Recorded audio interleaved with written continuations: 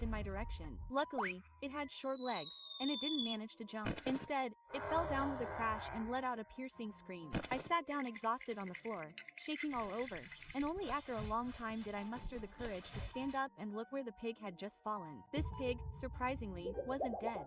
It staggered up and raised its head, looking in my direction.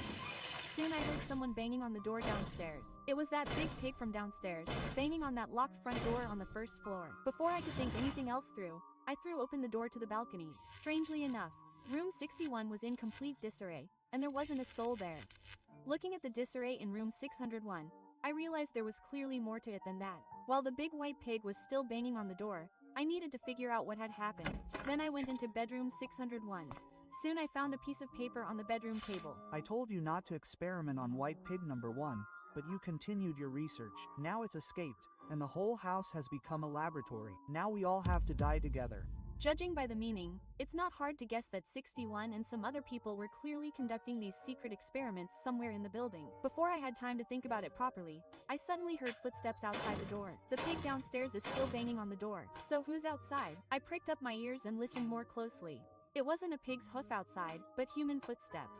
Although, when I first got up to the 6th floor, all the residents' doors were wide open, and there were no people in sight. I quickly took out my phone and looked at the message in the residents' chat. And indeed, while I wasn't looking at my phone, the chat literally exploded. My God, who's knocking on the door on the 1st floor? How noisy. I just looked out onto the balcony. It seems it really is a pig. Some pig is banging on the door on the 1st floor. I saw it too.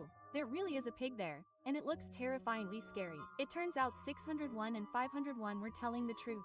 Then a person I didn't expect to see at all appeared in the chat. That same neighbor from 502, who, you would think, should have been eaten by that pig a long time ago. 501, it seems, just went up to the 6th floor. She's a very young girl. It's not safe. I'll go look for her. 502, you are such a kind person. Just now, Pizza was the only one arguing with you, and now you're still going to help her. I broke out in a cold sweat. I think I realized who was standing behind the door. I quietly approached the door and looked out through the peephole. And at that moment, I was paralyzed. 502 was standing by the door. The corners of his mouth were stretched all the way to his ears. A sinister smile was frozen on his face. The shape of his eyes had completely changed. Now they were like a pig's and glowed red. He slowly raised his head and looked at the door peephole. Then, in just 1 second, his appearance returned to normal, like that of a normal person, and he looked inside with a smile. Is there anyone inside? I immediately covered my mouth with my hand, afraid to even breathe. But very quickly, 502's eyes turned red again. Silence is useless. I know you're inside. The next second, he threw his whole body at the screen. Just when I thought he, like that pig, was about to break down the door, I was surprised to discover that the door didn't even budge. 502, at the door, noticed it too. He glared angrily at the door, paced back and forth for a long time, and only then, with an irritated snort, left. Only after he left did I finally carefully touch the door to apartment 600.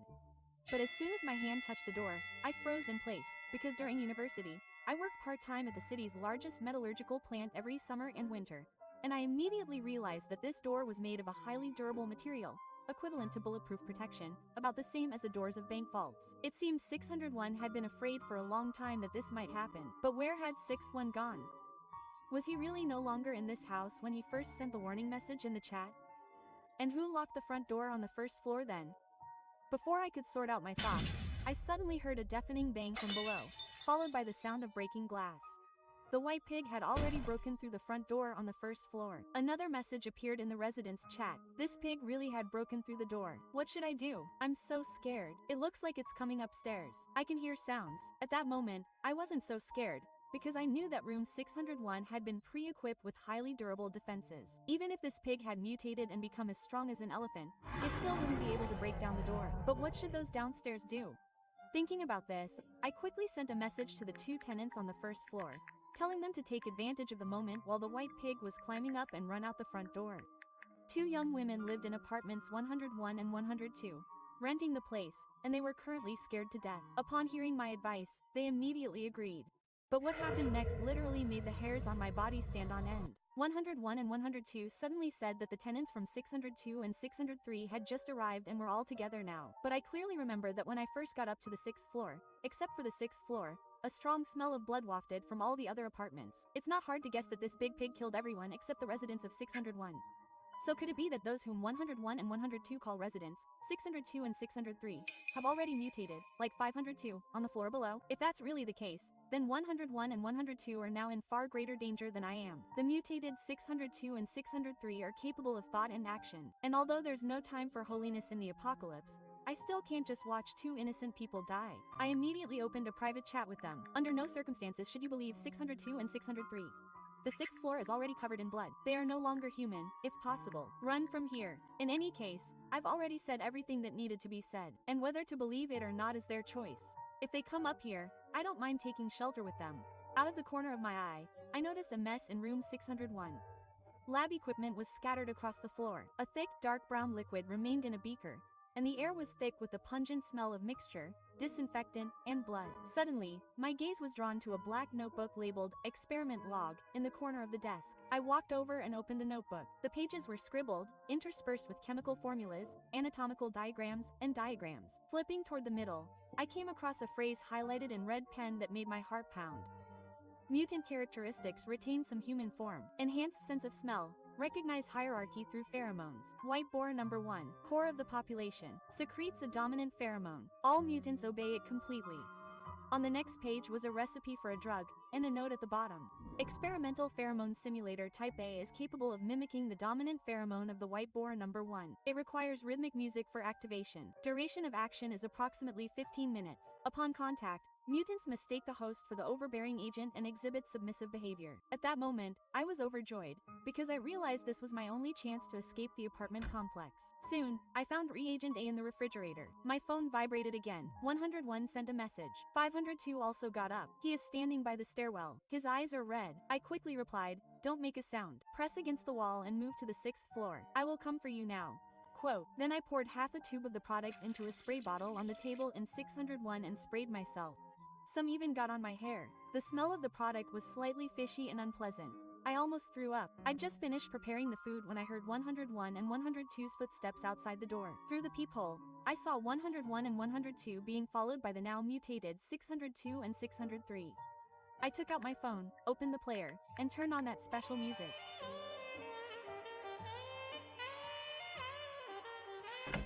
Then I swung the door open, and the moment the music started, the red light in Irzistotad 2 and 6 Starry's faces suddenly faded. Their noses twitched and even instinctively took a half step back, as if awaiting a command. Satisfied they weren't about to attack, I sprayed 101 and 102 with the spray bottle and then ran quickly to the landing.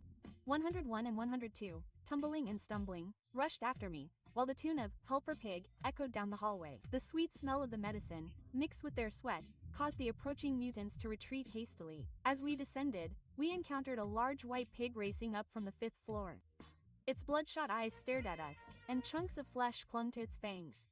But, smelling the medicine and hearing the words of the song, the body froze, its head tilted slightly to the side, and it suddenly made way for us on the stairs. 102's legs buckled with fear, and only because 101 held him tightly did he not fall. Several mutants following us walked behind us, lined up like servants, singing an off-key version of Pig Hero, reminiscent of some eerie choir. It seemed that every mutant in the building was alarmed by the smell of the medicine and the music. They poked their heads out from behind doors on various floors, staring at us with empty eyes, nodding to the tune, but not a single one dared approach or stop us. As we approached the gates of the apartment complex, the bright light forced us to squint, and the tune, "Hero Pig," continued to play. Beyond the detachment line, armed men with raised rifles froze in amazement. They appeared to be survivors. A loud scream came from a megaphone, followed by shots from dart guns. The mutants and the large white pig behind us fell to the ground one by one. Then the armed men helped us into the ambulance. And with one last sing-song, the tune about the hero pig finally faded. We were finally saved.